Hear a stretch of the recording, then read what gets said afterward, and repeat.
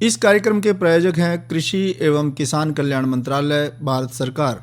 हर जोखिम से निकल कर फसल आए, सुरक्षित हो जाए।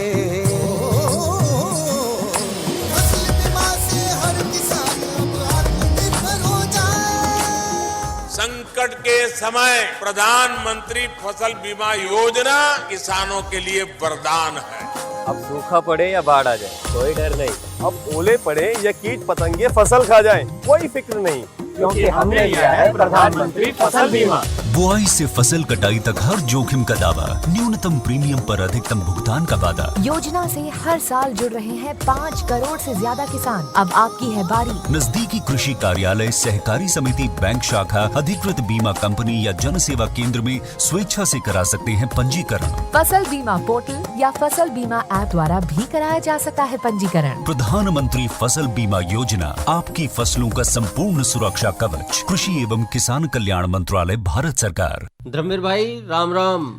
राम राम अनिल भाई, आपने भी और कार्यक्रम सुनने वाले सभी वाण भाइयों ने हमारी राम राम। राम राम।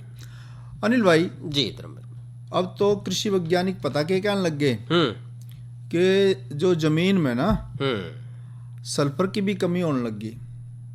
अच्छा। वैसे तो धर्मेर भाई नु क्या आग्रह कि अगर हम फसल ले हैं ना कोई, तो फसल लेने के बाद धरती में जो गेहूं की जैसे हमने अगर अब क्योंकि अब कटाई शुरू हो जाएगी, हाँ। तो जो हम अगली फसल की बुआई करेंगे ना जी, तो मिट्टी की जांच जरूर करा लें। मिट्टी की जांच करानी चाहिए। पर जो कृषि वैज्ञानिकों ने जो इशारा कराया ना, वो ये बताया कि सल्फर पौधों के जो 17 आवश्यक पोषक तत्व हैं उनमें से एक बहुत जरूरी तत्व है ये जी, और सभी फसलों की वृद्धि और विकास के लिए इसकी जरूरत पड़े। और ज्यादातर पौधों के द्वारा जो सल्फर की जरूरत है वो जड़ों के जरिए अवशोषित हुए। अच्छा, यानी कि जो पौधे जड़ के जरिए ले, जड़ के जरिए ले। और कोई भी आवश्यक पोषक तत्व की तरह सल्फर के भी पौधे में कुछ विशिष्ट काम हुए। मतलब ये नहीं कि भाई सल्फर कुछ नहीं काम करता, कुछ काम करता है ये। और इस प्रकार सल्फर की कमी को केवल सल्फर वाले उर्वरक डालने से ही पूरा कराया जा सकता है। जैसे आप नाइट्रोजन डाल लें या आप DAP डाल लें, फास्फोरस हो गया, तो इसी तरीके से ये जो सल्फर है ना, ये भी उर्वरक के जरिए डालना पड़ेगा खेत में। क्योंकि हाल के वर्षों में कृषि वैज्ञानिक कह रहे हैं कि सल्फर की कमी बहुत ज़्यादा हो गई है और फसल उत्पादन में सल्फर की जो महत्व है और भी ज़्यादा बढ़ता जा रहा अनिल भाई। क्योंकि जिस तत्व की जब कमी हो ना, तो उस कमी की वजह से फिर पौधों में फिर जो है पैदावार में भी असर आवे और पौधे की जो गुणवत्ता है फसल की उसमें भी बड़ा भारी कमी देखने में आ रही। और एक और है धर्मेर भाई जी कि अब जो है नाइट्रोजन, फास्फोरस, पोटासियम के साथ साथ जो चौथे माइक्रोन्यूट्रिएंट के रूप में जो है सल्फर को पहचानने लगे। हाँ, मतलब जिस तरह आप नाइट्रोजन, फास्फोरस और पोटासियम की बात करेंगे ना, अब ये चौथा जो है सल्फर के को भी हमने उसमें शामिल करना पड़ेगा खाद देने के हिसाब किताब में। क्योंकि तिलहनी है फसल, दलहनी है, चारेवाड़ी है या कुछ सब्जियों की फसलें भी हैं, उनमें काफ़ी मात्रा में सल्फर की ज़रूरत पड़े। और कई फसलों में पौधे में इसकी मात्रा जो है फास्फोरस के बराबर देनी पड़े जी। अब बात आई कि भाई सल्फर का पौधे में क्या ज़रूरत, क्या काम करे यूँ। तो सल्फर कुछ अमीनो एसिड में पाया जावे जो प्रोटीन का जो निर्माण करे जब पौधा, तो निर्माण खंड के रूप में ये काम करे जी। और लगभग 90% पौधों के द्वारा अवशोषित जो सल्फर है उसका उपयोग प्रोटीन का जो संश्लेषण करे ना जब पौधा प्रकाश उसमें, तो ये जो प्रोटीन के संश्लेषण का काम जो है सल्फर की मदद से करता है। और मजे की बात, एक और बात बताऊं मेरे भाई, जो क्लोरोफिल है जिसके कारण हरा भाग जो है पौधे का, जो कि प्रकाश की जो सूरज की रोशनी में पौधा जो है अपना भोजन बना हुआ है क्लोरोफिल की सहायता से, उसके निर्माण के लिए भी सल्फर की बहुत जरूरत रहे। तिलहनी फसलों में, तेलों के संश्लेषण में भी इसकी जरूरत पड़े। पर चक्कर क्या है अनिल भाई कि अब जमीन में सल्फर की कमी होगी जी, कम कार्बनिक पदार्थ और उच्च वर्षा की स्थिति के साथ रेतली मिट्टी में सल्फर की कमी की ज़्यादा संभावना है। हालांकि यहाँ तक कि उच्च कार्बनिक पदार्थ मिट्टी में भी अक्सर कार्बनिक पदार्थ के टूटने से और खनिजीकरण की प्रक्रिया में तेजी से फसल की सल्फर की ज़रूरत को पूरा करने के लिए काफ़ी ही नहीं है इतनी बात। ऐसा होने पर सल्फर युक्त जो उर्वरक हैं या संशोधनों को लागू करना पड़ेगा। बिल्कुल। और धर्मवीर भाई, सल्फर की कमी से जो तिलहनी फसलों की जो गुणवत्ता है, जैसे कि आपने जिक्र करा जी, और उसकी जो पैदावार है उसमें सल्फर की कमी से 40% तक की कमी पाई गई है। और सल्फर धरती की सतह पर पाए जाने वाला 13वां मुख्य तत्व है अनिल भाई, बिल्कुल, जिसकी औसत एकाग्रता 0.06% है। तिलहनी फसलों में लगभग 10 से 25 किलो सल्फर और जो दलहन वाली फसलें हैं उनमें 5 से 10 किलो सल्फर प्रति हेक्टर प्रति साल भूमि में से ग्रहण हो जाता है। और भारत में 41% से ज़्यादा जमीनों में आज सल्फर की कमी है। और ये तो जैसा कि जिक्र करा शुरुआत में ही, जो फसल है, जैसे कि हम बुआई कर रहे हैं, जो फसल है, फसल को सारे तत्व चाहिए जी, और ख़ास तौर पर जैसे कि आज हम जिक्र कर रहे हैं सल्फर का जी, तो सल्फर भी जो है पौधे जो है वो उसको अपना भोजन बनाने में या फिर और दूसरे प्रोटीन बनाने में, जैसे कि आपने जिक्र करा, तो उसमें जो है ज़रूरत पड़ जाए। मतलब आज की तारीख में अगर हम कहें कि नाइट्रोजन का और सल्फर का अनुपात कितना होना चाहिए, तो ये मान लो कि नाइट्रोजन अगर 20 हिस्से है तो एक हिस्सा हमने सल्फर का खेत में डालना पड़ेगा। आज ये लक्ष्य, वो भी कृषि वैज्ञानिकों की सिफारिश है।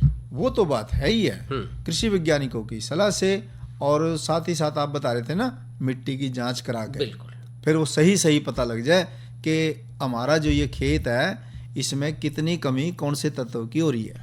और धर्मवीर भाई, हम मिट्टी की बात कर रहे हैं, लेकिन मिट्टी के साथ साथ अगर पानी की भी जांच हो जाए तो वो भी बहुत अच्छी बात है जी।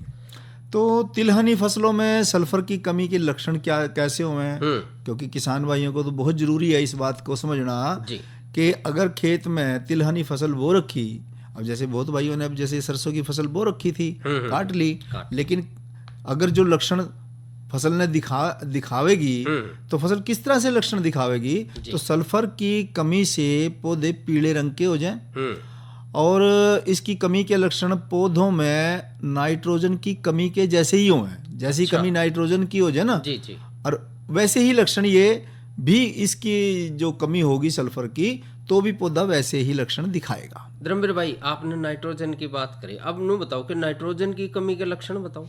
जैसे ये है ना, नाइट्रोजन की कमी के लक्षण पहले पुराने पत्तों पे दिखाई देते हैं, तो वहीं सल्फर की कमी के लक्षण पहले नए पत्तों पे आएंगे जी। ये अंतर है बारी जी जी जी, नाइट्रोजन की कमी होगी पुराने पत्तों पर लक्षण आवेगा, सल्फर की कमी होगी तो पहले नए पत्तों पर असर आवेगा, क्योंकि नाइट्रोजन की तुलना में ये जो सल्फर तत्व है ये पौधों में स्थित होता है, जिससे कि प्रोटीन और क्लोरोफिल की कमी के चलते नए पत्ते पीले हो जाएंगे, छोटे रह जाएंगे जी। और सल्फर की कमी से पौधों में कोशिका विभाजन भी प्रभावित होगा जी जी। और सल्फर की कमी से जो क्रूसीफेरी कुल के पौधे हैं वो ज़्यादा संवेदनशील होंगे, तो इनमें पत्तियों का निचला हिस्सा लाल रंग का हो जाएगा या लाल फिर भूरे रंग में बदल जाएगा, और भयंकर कमी की दशा में जब सल्फर की बहुत ज़्यादा कमी हो जाएगी तो उसमें फिर पत्तियां ऊपर और नीचे से बैंगनी रंग की हो जाएंगी और पत्ती जो है वो ना नीचे की तरफ मुड़ जाएगी। तो सल्फर की कमी वाले पौधे छोटे छोटे रह जाए अनिल भाई, उनकी वृद्धि रुक जाए, विकास ही नहीं होता। तो इस तरह की जब समस्या किसान भाई देखें तो फिर कृषि वैज्ञानिक की सलाह लें, कृषि वैज्ञानिकों की सलाह लेवें, या गांव में देखो कृषि विकास अधिकारी भी बैठे हैं जी। उनकी सलाह लेवें। अपनी मर्जी से ही अगर हम कुछ कार्रवाई करेंगे उसके हम ठीक कर दें, उसके हम गलत कर दें, बिल्कुल तो ज़्यादा बेहतर है। ज़्यादा उनके ऊपर एक्सपेरिमेंट ना करें, मतलब तजर्बे करने के लिए कृषि वैज्ञानिक बैठे। बैठे। अपन है तो क्या करना चाहिए कि भाई पेड्डा पाड़ा खेत में तय, देखो जी इसमें यह कमी आ रही है, बताओ जी क्या वजह है, क्यों है और क्या इलाज है, जी तो ज़्यादा बेहतर है। बिल्कुल। अच्छा, यह तो बात रही अनिल भाई सल्फर के बारे में। और कमी तो देखो रागनी की भी रज है। हाँ बिल्कुल। और रागनी की कमी में फिर जो है ना भाइयों ने मतलब ना आनंद नहीं आएगा, कोई से न कोई से तत्व की कमी रह जाए, तो इसलिए मनोरंजन तत्व भी जो है वो भाइयों के लिए बहुत जरूरी है। हाँ, और जो मनोरंजन की बात करी तो अब नवरात्रे चल रहे, हाँ बिल्कुल बिल्कुल चल तो क्यों ना एक देवी की स्तुति करी जाए। जी। तो ये बैठे भाई इन सुन ले फिर एक भजन। हाँ बिल्कुल।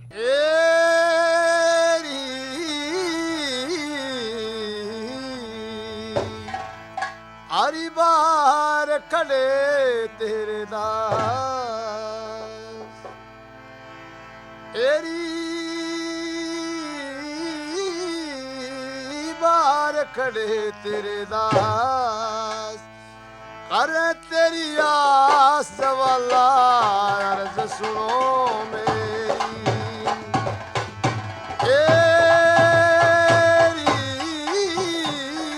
बार खड़े तेरे दास, करें तेरी आस वाला अर्ज सुनो मेरी।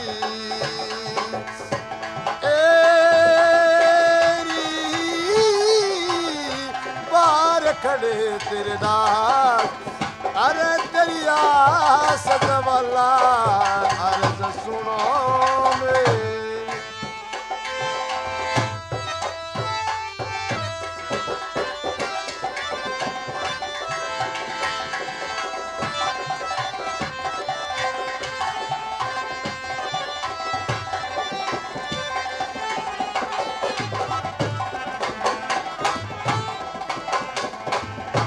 हर बार रुसे ना ई तुईरी,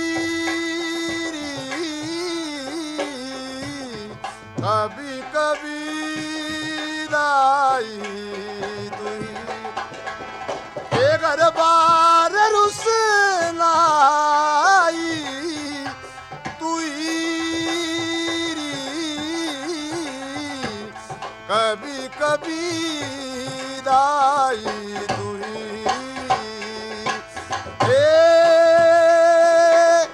एरी संसार को प्रकाश करे तेरी आस जवाला अर्ज सुनो मेरी।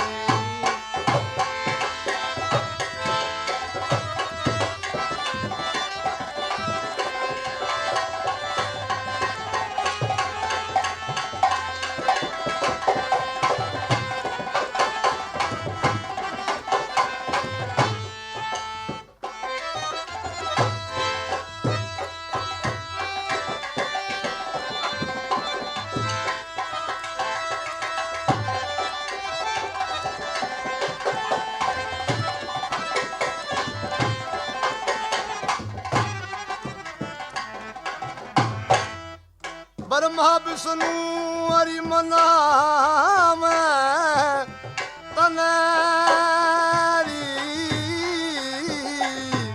शेष में नाम है तने के। ब्रह्मा विष्णु हरि मना में तने, शेष में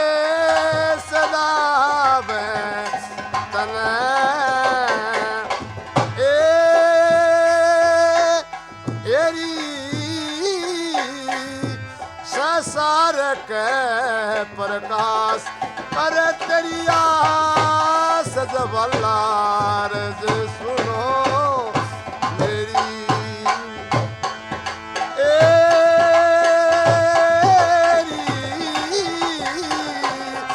बार खड़े तेरे दास कर तेरी आस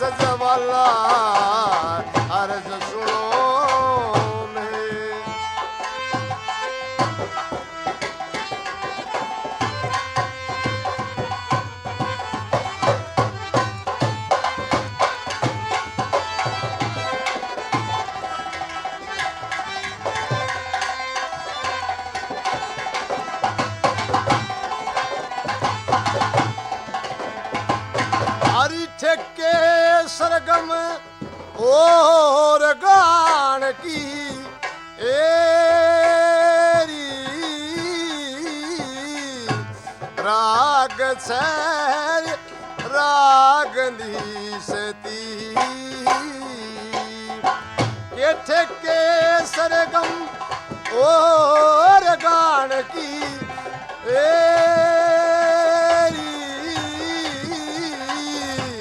राग से रागनी से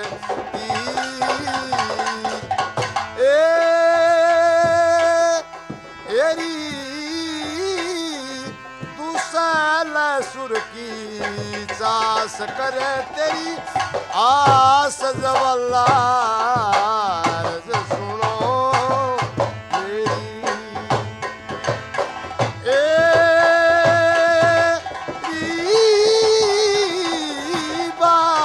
खड़े तेरे दास करे तेरी आस जवाला अर्ज सुनो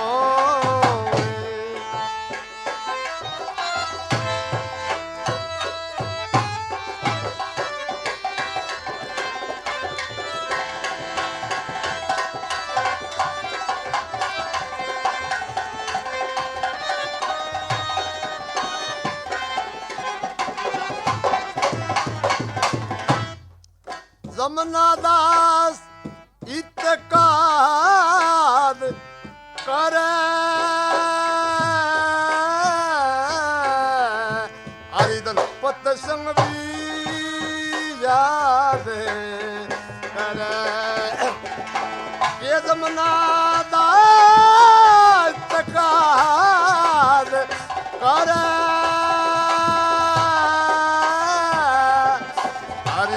पते संग भी याद करे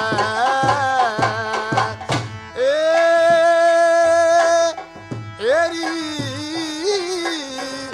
छारु तबारा मास करे तेरी आस जवाला सुनो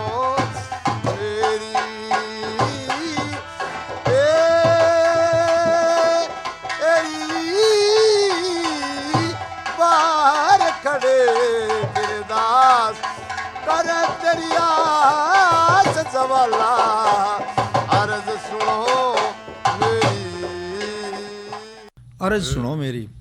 तो आज माता के तीसरे रूप माता चंद्रघंटा का दिन है। तो जो सेवक हैं, जो भगत हैं, वो मणिपूरक चक्र पर ध्यान लगा करके माता का जरूर ध्यान कराया होगा और करते होंगे। तो अनिल भाई, हाँ, अब आगे मौसम क्या कह रहा है? मौसम तो कह रहा है कि आज का जो अधिकतम तापमान रहा है वो 38 डिग्री सेल्सियस रहा जी, और जो कल का भी तापमान जो है वो भी 38 और 39 डिग्री रहने की संभावना है। और इसके साथ साथ जो है मौसम साफ रहेगा। मौसम साफ रहेगा। कल कार्यक्रम जो है किसान वाणी में के सुनवाओगे? कल फोन इन कार्यक्रम है और कल मंगलवार है, और इसमें हम बातचीत करवाएंगे डॉक्टर सतीश कुमार जी से रबी फसलों की कटाई और बिक्री में सावधानियां। तो इस विषय पे जिन भाइयों का कोई भी सवाल होगा वो सीधे फोन करेंगे। बिल्कुल। और जो भी बात होगी उनका सीधा हमारे जो वैज्ञानिक होंगे वो साथ के साथ जवाब देंगे, समाधान देंगे जी। तो अब अगली बात बताओ, फल खाए आपने? फल क्यों नहीं? फल में किसने बुरे लगे? किसने बुरे लग गए? वही आम है, बाने वाला आम, पपीता है, नींबू है, और वही लोकाट है। नो बताओ, सीधी सीधी बात करो। सीधी बात करूं? हाँ, तो फिर सीधी पे बात पे आ जाओ। तो फिर फलदार जो पौधे हैं, हाँ, उनमें एक समस्या है। समस्या यानी कि फल छोटे रह जाए, काणे हो जाए, मीमणे है रह जाए। अच्छा, तो उसमें एक समाधान हम भैया ने बताओगे। और इसमें जो समस्या के है वो है सूत्रकृमि की। सूत्रकृमि की समस्या? सूत्रकृमि की समस्या तो भाई बड़ी भयंकर समस्या है। तो जी पता कि भाई जो ये पादप सूत्रकृमि वैसे तो सभी प्रकार की फसलों में ही हो जाए अनिल भाई, हाँ। फलदार पौधों में भी हो जाए, खुम्बी तक में भी हो जाए। तो ये जो सूत्रकृमि है ना, जब ये प्रभावित करते हैं फसल को बहुत ज़्यादा जी। और फलदार पौधों की आपने बात करी, तो फलदार पौधों का भी जीवन चक्र कई सालों तक चलने के कारण तो जो पौधों के सूत्रकृमि हैं, तो सूत्रकृमियों के फलने फूलने के लिए मौका मिल जाए। और कई बार आपने देखा है धर्मवीर भाई के हरा पेड़ा हो और वो दिन पर दिन जो है उसके पत्ते गिर जाएं और सूखता चला जाए, बागों में आपने देखा होगा। खास तौर पे अमरूद के बाग हैं, नींबू जाति के बाग हैं, इनमें। हाँ। तो ये जो है ये उसी कारण है कि जो पादप सूत्रकृमि है उसके कारण जो है यह हुआ है। तो ये तो पता क्या अनिल भाई, यहाँ ये बात भी करना बहुत जरूरी है कि अधिकतर जो पादप सूत्रकृमि है ना, वो जमीन के नीचे रहे हैं। बिल्कुल।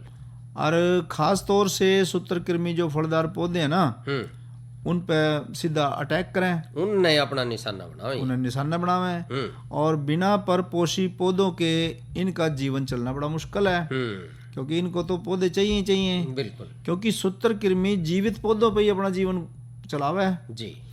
और अगर इन परपोषी पौधों की उपलब्धता लगातार बनी रहे तो पादप सूत्रकृमि की संख्या भी उसी अनुपात में बढ़ती रहे। बिल्कुल। क्योंकि फलदार पेड़ों का जो जीवन चक्र है ना अनिल भाई, आपने तो पता 20-20, 25-25 साल तक चलते रहे हैं जी। इसलिए सूत्रकृमियों को के जो ये है ना, ये परपोषी पौधे और वातावरण दोनों ढंग से मिलता रहे और इसका अपना भाई गुजारा होता है, सूत्रकृमि का गुजारा होता रहा है। और जो नुकसान है फसल को बहुत ज्यादा है, क्योंकि उसका तो गुजारा हो जाएगा, लेकिन हमारा जो नुकसान हो जाएगा। क्योंकि जिन भाइयों ने बाग लगा रखे हैं वो बाग नुए लगाओ भाई 2 पैसे मतलब जो हमने मुनाफा हो जाए। अब मान लो अमरूद का बाग लगा लिया किसी ने, चीकू का लगा लिया, या फिर आप देख रहे हो माल्टा का बाग लगा लिया है, तो उसने तो उसी हिसाब से उत्पादन चाहिए ना। आपने ठीक कहा अनिल भाई। पर देखो, एक आपने कहावत सुनी होगी कि परहेज से इलाज, एक तो परहेज हुआ है और एक इलाज हुआ है। कई तरह कि इलाज से परहेज अच्छा आगे नहीं। तो इस कड़ी को अगर हम सच मानना है कि भाई इलाज करने से अच्छा तो परहेज है, तो उसमें फिर हमने पता क्या करना चाहिए, सावधानी बरतनी चाहिए। और सावधानी नू नहीं है कि भाई पौधा लगाने के बाद, बाग लगाने से पहले ही सावधानियां बरतनी शुरू कर देनी चाहिए। अब जैसे मान लिया बाग लगाना है, तो बाग लगाने से पहले की सावधानी बरतें हैं। मिट्टी पानी की सोचने की बात है, मिट्टी पानी की तो जांच करानी भाई। हम बाग लगाने से पहले खेत की मिट्टी पानी की जांच करा ली। कहीं कहते क्योंकि इसमें क्या है, वो इसलिए करवावा है कि यदि मिट्टी और पानी बाग के लिए उपयुक्त ही नहीं है तो बाद में पछताना नहीं पड़ेगा, बहुत नुकसान हो जाएगा धर्मवीर भाई, क्योंकि तो एक पौधा जो है बहुत कीमती है। हाँ भाई, पौधा भी, बाकी खेत खाली रह जाएगा, मेहनत भी, बहुत कुछ नुकसान हुआ है। तो ऐसे खेतों में बाग लगाने की सिफारिश नहीं होती जहां मिट्टी पानी उस फसल के अनुकूल नहीं है। यदि ऐसे खेतों में पादप सूत्रकृमि भी हैं तो भी इन खेतों में बाग लगाने की जो सिफारिश है वो कृषि वैज्ञानिक करते ही नहीं।